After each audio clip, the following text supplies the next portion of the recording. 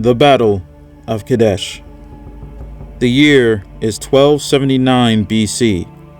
Pharaoh Seti I, who had expanded the Egyptian borders through Canaan, Kadesh, and the kingdom of Amaru, had halted his border expansion at the kingdom of the Hittites. Such actions did not sit well with the Hittites, who at the time were Egypt's main rival in power and influence within the region. The Hittites soon launched an invasion of their own, destroying Egyptian garrisons and claiming influence over Syria, marching all the way to Canaan. After Pharaoh Seti I dies in 1279 BC, his son, Ramesses II, will succeed his father as pharaoh and look to reclaim the lands lost under him. 1275 BC, Ramesses II begins his campaign. 16,000 infantrymen and 2,000 chariots begin the long march to Kadesh. Finally making it to the city, Ramesses makes camp just outside the city walls, awaiting his reinforcements. Just a few miles north of the city is the Hittite army, fully assembled and ready. King Muwatalli is encamped with 16,000 infantrymen and 20,000 chariots.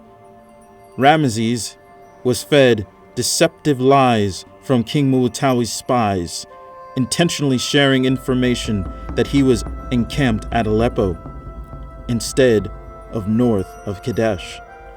Ramesses, believing the information as true and seeking to reach Kadesh first, rode ahead to establish a camp, leaving his 3 other divisions, Ra, Seth, and Ptah, in the rear, to join him later for the assault on the city. The pharaoh examined the map of the city, devising his plan. As ever on his mind was his father. His desire to surpass his father's greatness drove the pharaoh incessantly. Some time had passed until Ramesses' war council had convened. It was made of the captains of his formations and his grand vizier, as well as his sons. Grand Vizier Pesir began his report, as always, to begin the war council. Your Majesty, as ordered, the camp has been completed, and the men have begun to settle in. Patrols and watches have been set, and we have received messengers from Ra Division, who is the closest to us. They will be here by dusk. With Seth and Ptah divisions not too far behind, I estimate that we will be at full strength by early morning. Prince Amun, the oldest of Ramesses' sons, decided to speak up. Pasir, what of the Hittites? Do they still remain at Aleppo? How do we know that they are not on the move at this very second? We have good intelligence from our spies, my prince. King Muwatalli fears our strength. He holds at Aleppo, unsure of the best moment to attack us. Ramesses decided to quell what might have turned into a debate between his heir and Grand Vizier, moving the meeting onto the situation at hand. The decision to split the army into divisions had been his and his alone. Speculation at this point would lead them nowhere. What's done is done. We have sent patrols and scouts. If the Hittites have left early, we will know, and Ra Division will have reached us before any Hittite forces get here. Let us focus on the task at hand. Ramesses began briefing his council from the map. With camp set, we can now prepare for a siege. Once Ra and Set divisions arrive, we will surround the city using Set. We will be in battle arrangement with Ra north of the city protecting Set. I will have the chariots on the right flank. As the Hittites charge, I will counter their chariots and hold them. By then, reinforcements from Ptah will have arrived. They have orders to send their infantry to reinforce the lines and sweep their chariots to the enemy's left flank. We will slowly surround the Hittites, cutting off any chance of their army retreating in any sizable number. Ramesses finished his battle plan and began looking to his councils, anticipating questions. Before anyone could say anything, a soldier abruptly entered the war council, clearly out of breath and live with excitement. "Your Majesty, forgive the intrusion, but I must report our scouts have located the Hittite forces just north of Kadesh." All in attendants were stunned. Ramesses even more so. "Impossible. It must be a raiding party." "No, sire. It is the Hittite army. They are at camp as we speak. I counted a few thousand infantry and at least 10,000 chariots or more." As if confirming his suspicions, Prince Amun replied, "We have been deceived, Pasir. You have been deceived." Grand Vizier Pasir, feeling the ire of his pharaoh and the blame from everyone else in the tent, began to speak. "Your Majesty, I am truly sorry. I will punish my informant. Enough. There is no time, Pasir.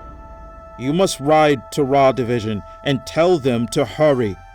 Tell the chariots to ride ahead and the men to quicken their pace. Go now." "At once, Your Majesty." Ramesses looked to his captains. "Bring in our patrols and have the men in defensive positions around the camp now." Immediately the camp emptied, and the barking orders of captains could be heard. Grand Vizier Pasir, pushing his horse to its absolute limit, reached Ra Division and gave the orders of the pharaoh. However, he was too late. A contingent, yet still sizable force of Hittite chariots began charging towards the unexpecting Egyptian column.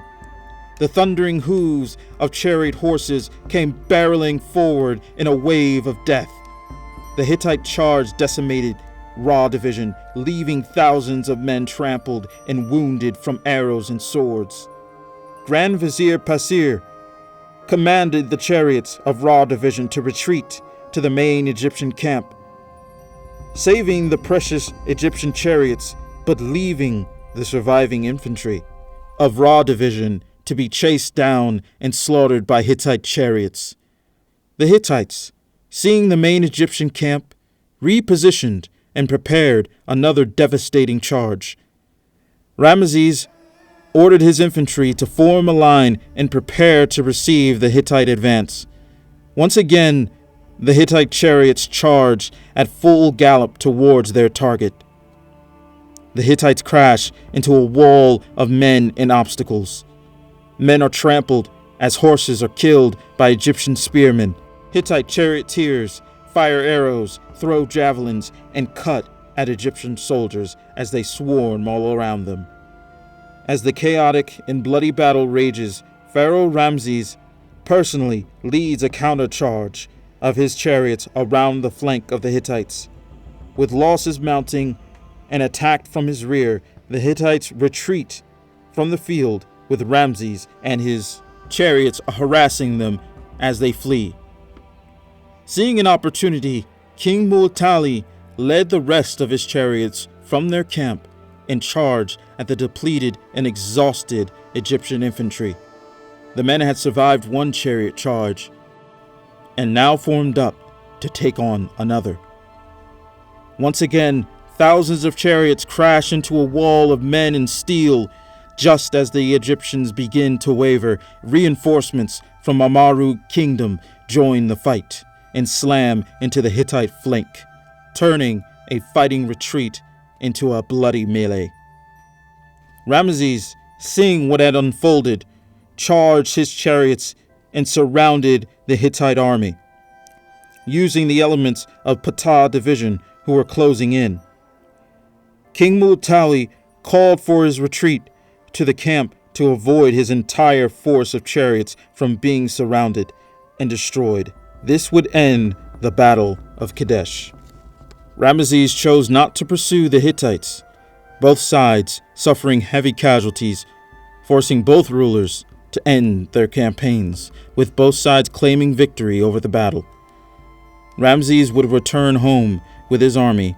Border skirmishes and tensions between the two great powers would continue until 1259 BC, where Ramses and King Muwatalli not only agreeing to a peace treaty, but to an alliance, to assist one another against external and internal threats to each kingdom. The peace would be maintained throughout Ramses' reign. I wanted to thank you all again for taking the time to watch this video. And if you want more dramatic readings of historical events in our past, please like, comment, and subscribe to support the channel. Thank you again.